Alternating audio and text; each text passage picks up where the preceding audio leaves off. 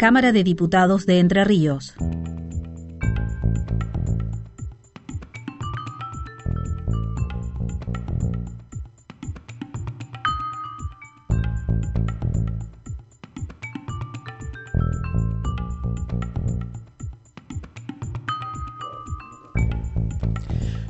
Buenos días, muy buenos días. Esta es una edición especial de Radio Diputados y de Diputados TV. Esto es Diputados Medios. Están viendo ustedes los estudios de Diputados Medios en el marco del ciclo Voces de Malvinas 2, una propuesta de la Cámara de Diputados que comenzó el año pasado para rendir homenaje a quienes combatieron en las islas, a los héroes, a los caídos, y por eso hoy vamos a tener una visita muy especial y también dos invitados, como el presidente de la Cámara de Diputados, Gustavo Hein, el presidente del Centro de Veteranos, Oscar Eguías, y también nos acompaña un excombatiente, un piloto naval, aviador naval que estuvo en las islas y que nos va a contar también su historia, una historia que es digna de escuchar y por supuesto a través de esta historia recordar también a muchas otras que estuvieron allí en las islas. Así que vamos a saludarlos.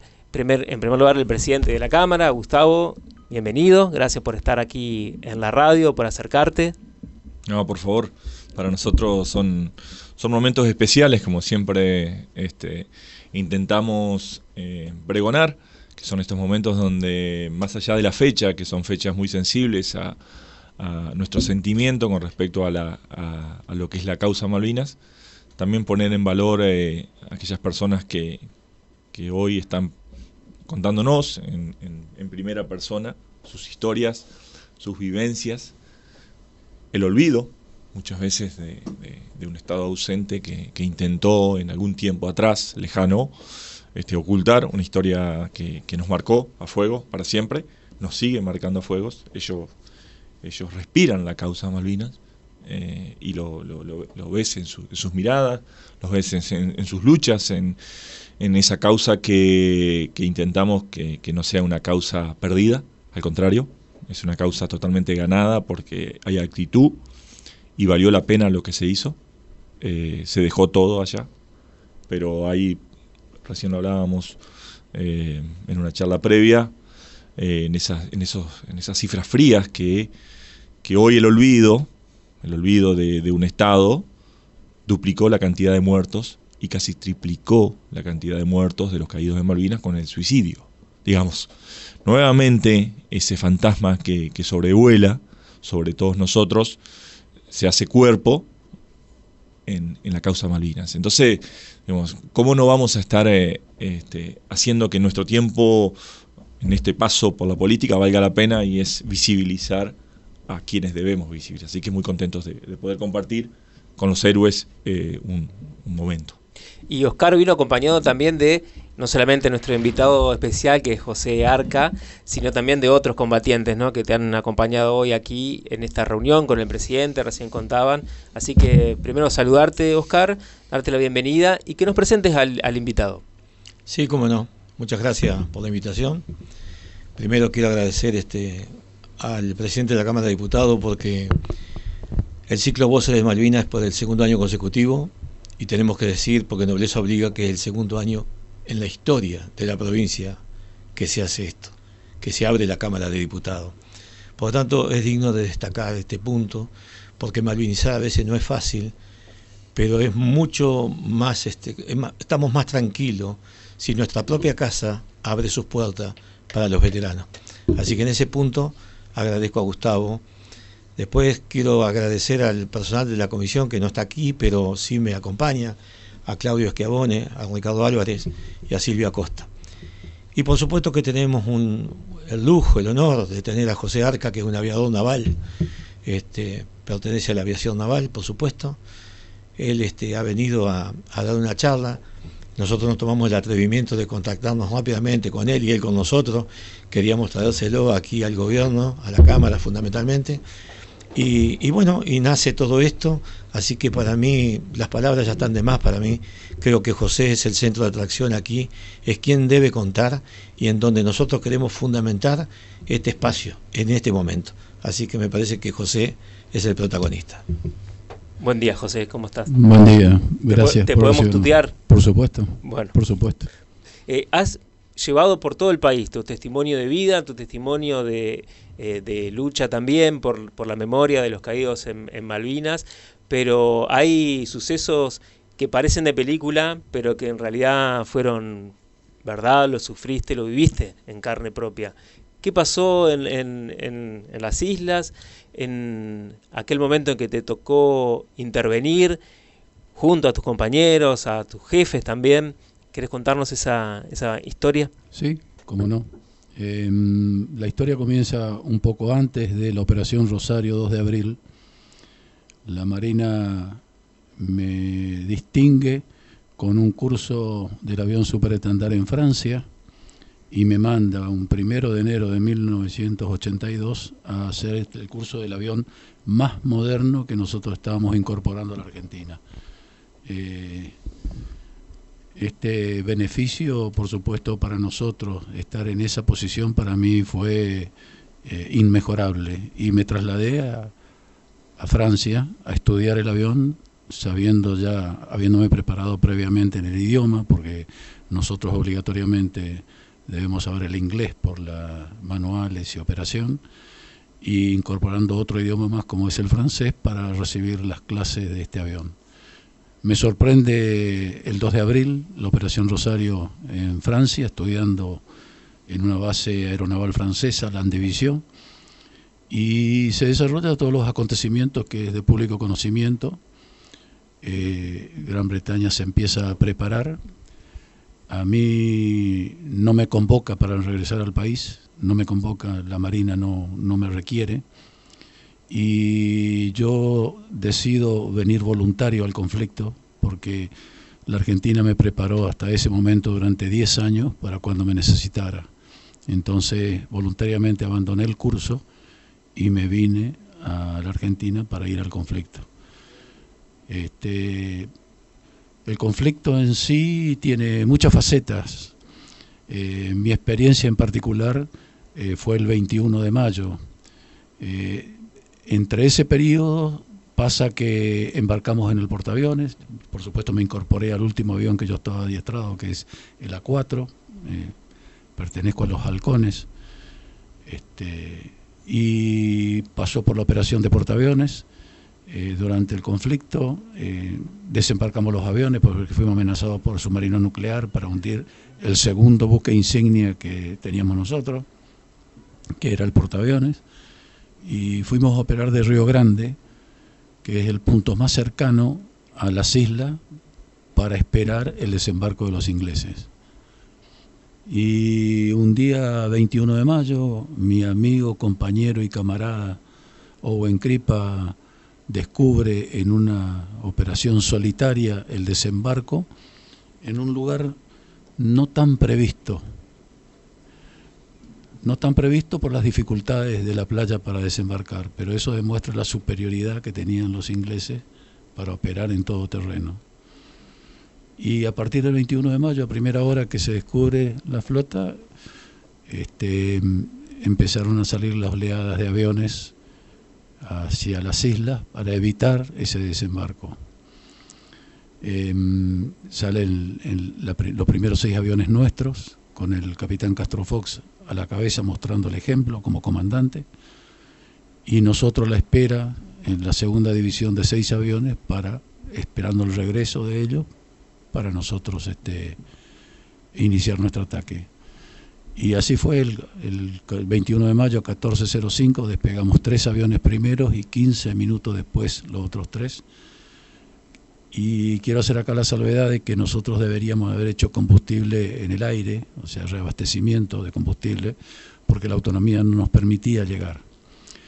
Por lo que nosotros tuvimos que adoptar una actitud de vuelo alto, indiscreto, porque somos detectados por los radares, pero necesitábamos ahorrar combustible. Hicimos eso, despegamos el capitán Filippi, el teniente Márquez y yo.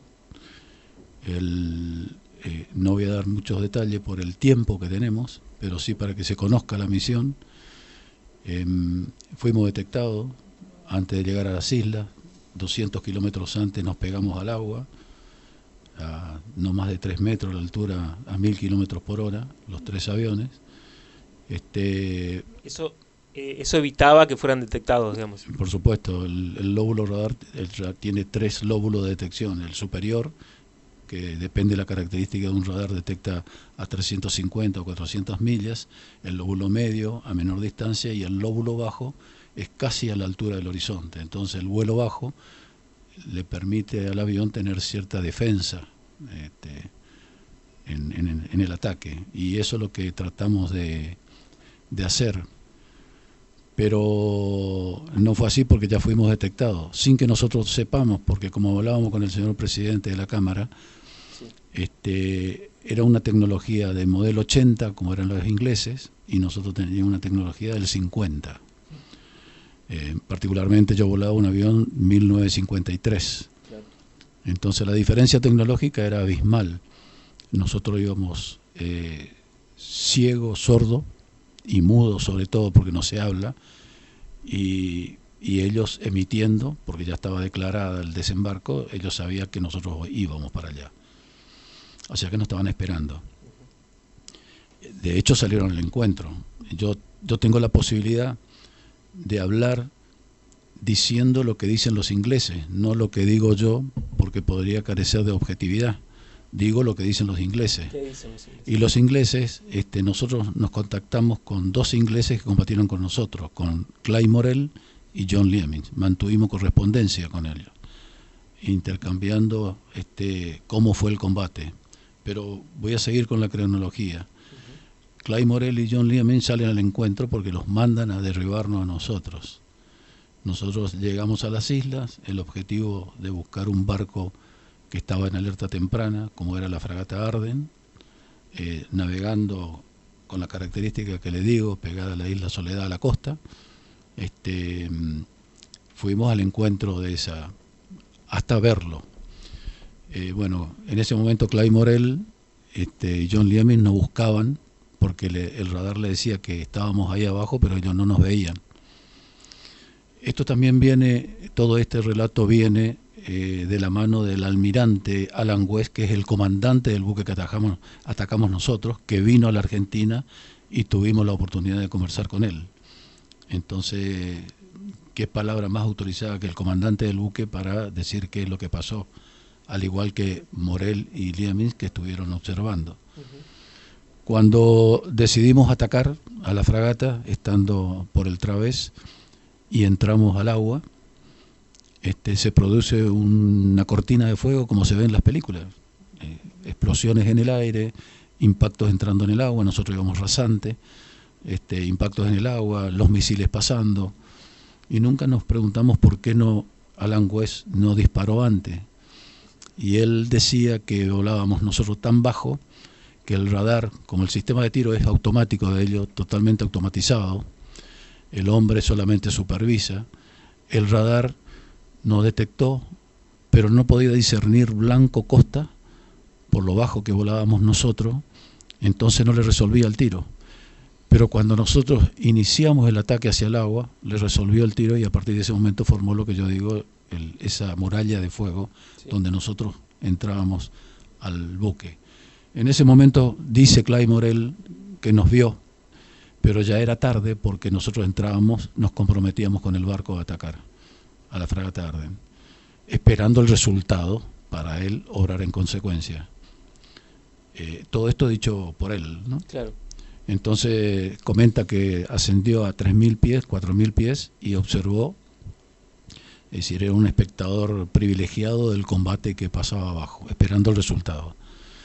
El capitán, bueno, cuando íbamos en la aproximación, que duró 15, 20 segundos a esa velocidad, al llegar a tener el parámetro de lanzamiento de las bombas, nunca me imaginé que un segundo eran tiempos vaticanos, eran tanto tiempo, un segundo.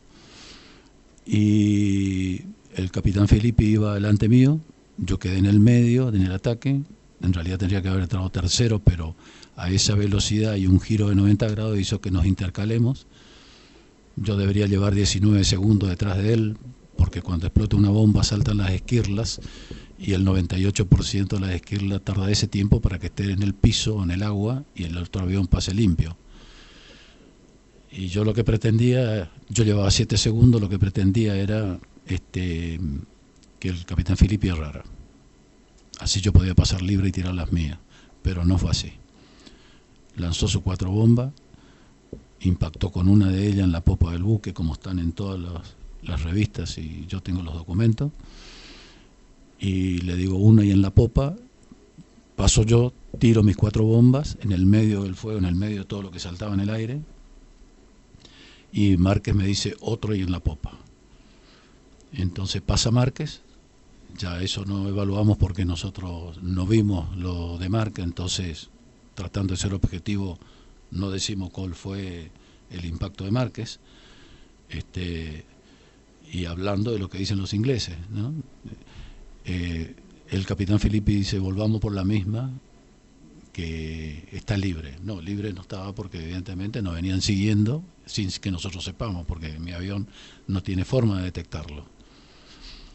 Y en un momento determinado, que habrán pasado 4 o 5 segundos, porque vamos a la vista, 10 metros, 15 metros de diferencia entre avión y avión. Márquez dice, ahí están los Harrier. Y cuando dice, ahí están, yo lo miro a Márquez, y automáticamente miro al otro lado, y a la par mía, a 10 metros, estaba el avión estacionado al lado mío. Y digo estacionado porque iba a 1000 kilómetros igual que yo. Y dispara el misil hacia Filippi. Le entra en el tubo de chorro y Filippi, ese misil tirado de esa forma es antimaterial. Tirado de frente es antipersonal. O sea que se seduce por la turbina, explota y lo que hace es destruye el avión. Filippi dice, me eyecto, estoy bien, me dieron. Yo miro la trayectoria del misil décima de segundo, todo este tiempo no son más de un segundo, ¿no? Y ya Morel no estaba al lado mío, estaba atrás mío. Entonces eso se llama experiencia de combate. Él me decía en la carta, no te olvides que yo estuve en el desembarco de Yugoslavia, en el Golfo de Fonseca, y me nombró todas las operaciones que él tiene de su experiencia. Y nosotros, experiencia de guerra, 0. Bueno, y me pongo a combatir con Morel. Al ras del agua, a esa velocidad. Él pretendía que yo ascendiera, yo no iba a ascender porque de esa forma le quitaba un plano en el combate. Y no tenía armamento porque yo tiré mis bombas y tenía mis cañones trabados. Y el combate era tan desigual que yo le tiraba mi avión arriba, le cerraba el círculo, el arco de giro tirándole mi avión arriba para dificultarle el tiro y si es posible chocarlo. No es una locura, es un instinto de supervivencia porque si le doy la espalda me derriba.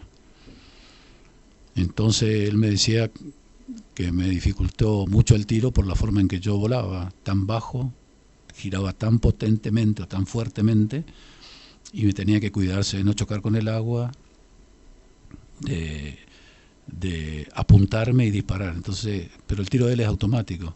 Entonces yo le decía, por suerte tuviste todas esas dificultades porque impactaste en 10 oportunidades en mi avión.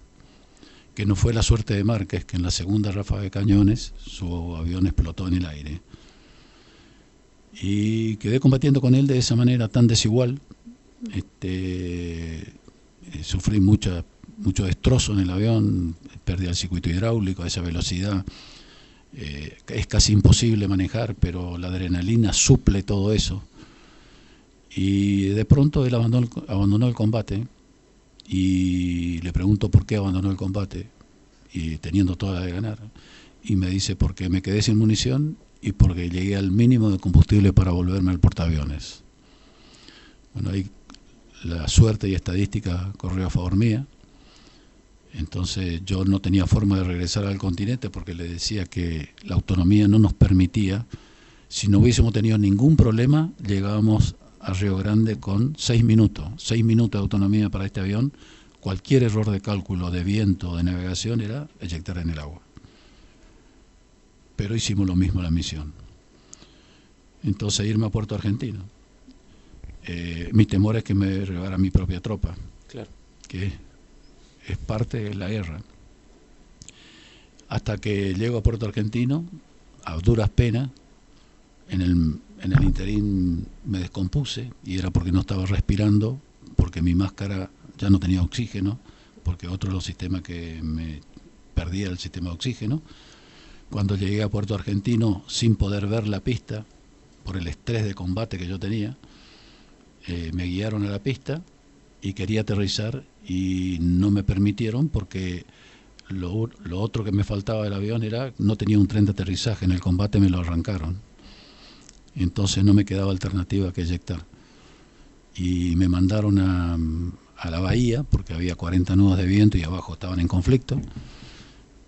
Creí orientar el avión para afuera, para que no haga daño al caerse, si bien no tenía combustible.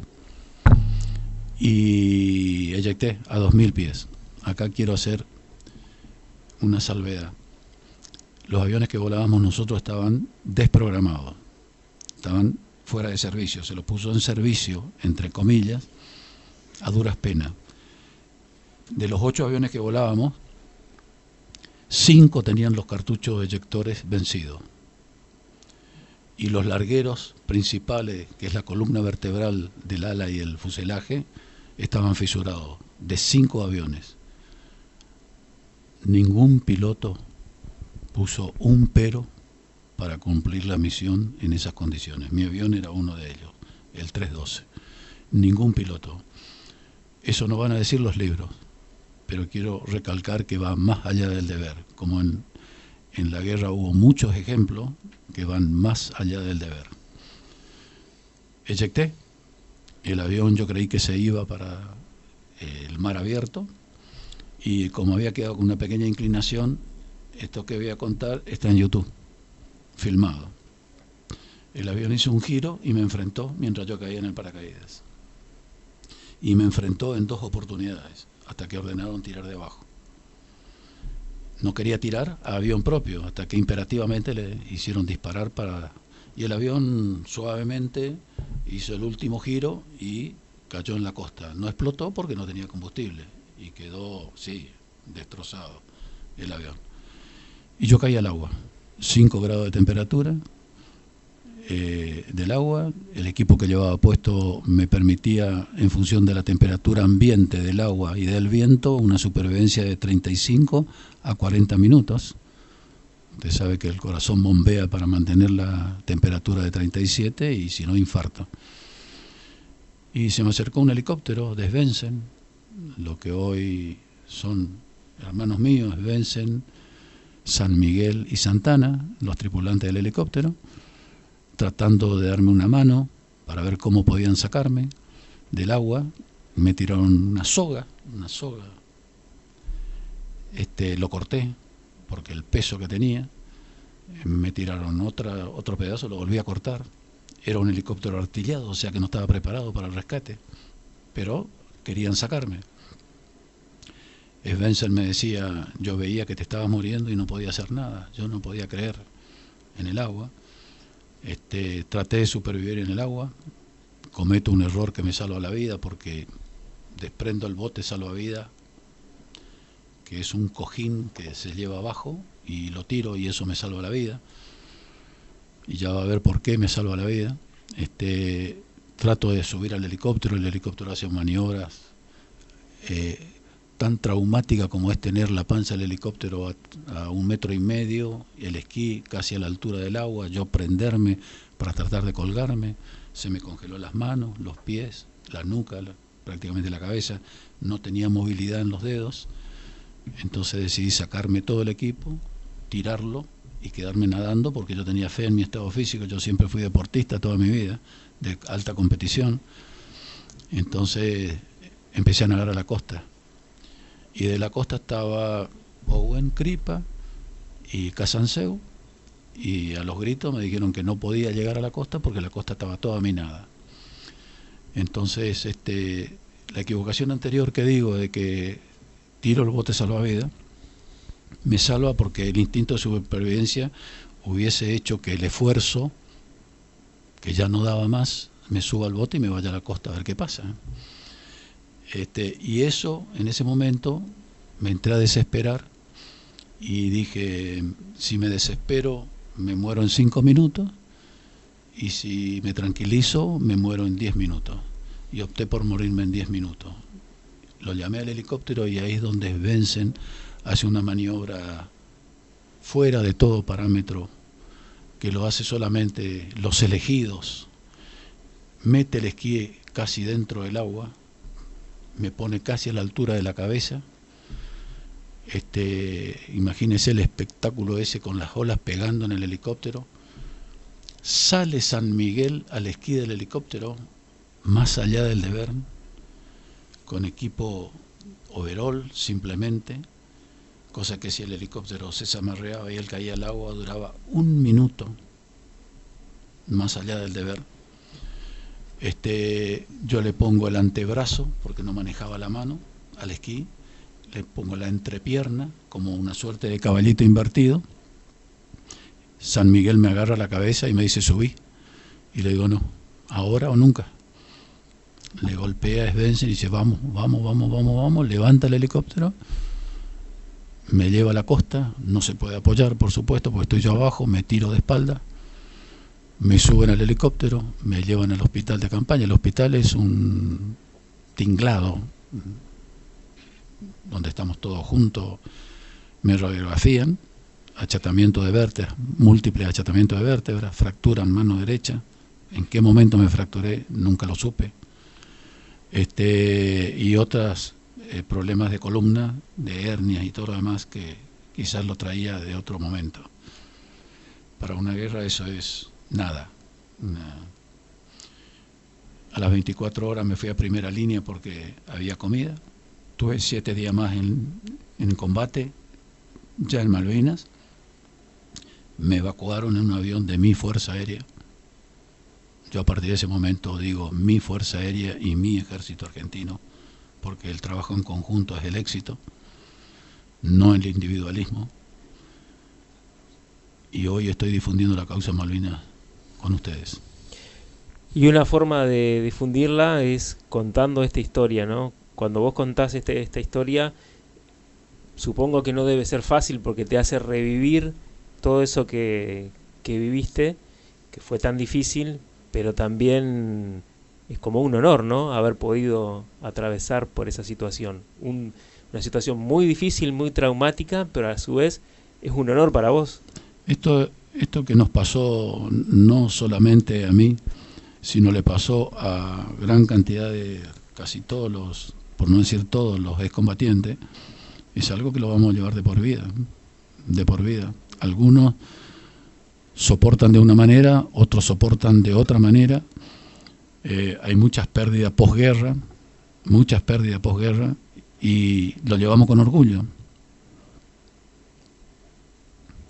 Bien, Gustavo, te veía escuchando y también pensando y tratando de imaginar lo que José estaba contando, ¿no? Sí, yo, la verdad, uno es como que hasta cuesta dimensionar lo que uno está viviendo en este momento. Son esas historias que uno hasta ve por la televisión o ve en una película, ¿no? Y digo, nada más que decir gracias a la vida por poder vivir en primera persona estas historias de estos héroes que hay a lo largo y ancho del país. Hoy tenemos la oportunidad de poder estar escuchando en primera persona a un aviador, y que cosas que se han hablado siempre, ¿no? Del coraje de esta gente volando al ras del agua. Y también escuchaba muchas veces que, no sé si está bien dicho, pero el parabrisa, o cómo se llamaría lo del avión, Sí, el parabrisa. se les congelaba. Y muchas veces la visibilidad también era visibilidad cero por la cuestión de la cercanía con respecto al oleaje digo, son cuestiones que te corta y te cala adentro, porque los ves con la serenidad y también con la preparación del que sabe de lo que va a hacer y de lo que hizo. Entonces creo que son estos momentos que uno tiene que capitalizar y también difundir. Si me permitís, ¿Cómo no? Nosotros no somos héroes. No somos héroes. Nosotros cumplimos con nuestro deber. Nosotros juramos a la patria defender la bandera hasta perder la vida. Y lo único que hicimos fue cumplir con el juramento. Los verdaderos héroes están sepultados en las frías aguas del Atlántico Sur, en la turba de Malvinas, como un faro y centinela silente, esperando que algún día vuelva a flamear el pabellón argentino en nuestras Islas Malvinas y estén enterrados en nuestro suelo. Esos son los héroes. Y nosotros tenemos la obligación de seguir transmitiendo estas historias, esto que estás diciendo, para las futuras generaciones. Por eso también es importante todo esto, ¿no, Oscar? Poder seguir contando estas historias y hablando de Malvinas. Siempre es importante hablar de Malvinas, más ahora que nosotros, esta generación se está yendo. Tenemos que sembrar bien para que la cosecha sea buena. Y la cosecha tiene que ser muy buena porque la causa Malvinas no se debe olvidar. Quiero agregar a lo que dijo José, que los héroes son los que quedaron, pero quiero sumar 1.200 y vamos para el 1.300 hermanos que se suicidaron, porque no pudieron soportar la presión. Ellos para mí también son héroes. Y tenemos que trabajar sobre eso.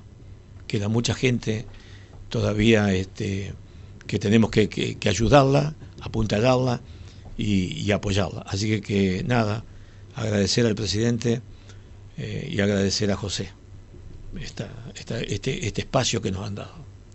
Estamos ya en tiempo de cerrar, así que nuevamente gracias, y si quieren decir algo más para cerrar este conversatorio, que le hemos puesto ese nombre porque queríamos que fuera así más charlado, bueno, este es el momento para eso. Yo quiero agradecer al señor presidente de la Cámara de Diputados el momento para difundir la causa Malvinas, que es la causa más noble que tienen los argentinos y la única causa que no admite ningún tipo de dilación ni diferencia en la población. Y esta oportunidad que nos da el señor presidente de la Cámara, para nosotros es importantísimo que la gente conozca de primera mano lo que sucedió. Tiene la oportunidad de escucharnos y en un futuro leerlo en los libros. Bueno, gracias, muchas gracias por haber venido. Cerramos así, de esta manera, este conversatorio en el marco del ciclo Voces de Malvinas 2 de la Cámara de Diputados de la provincia. Esto fue una transmisión especial de Diputados Medios. Agradecemos a todo el equipo de trabajo, del equipo de comunicación de la Cámara de Diputados y otras áreas también que hacen posible esta transmisión. Nos encontramos en otra oportunidad aquí en Diputados Medios.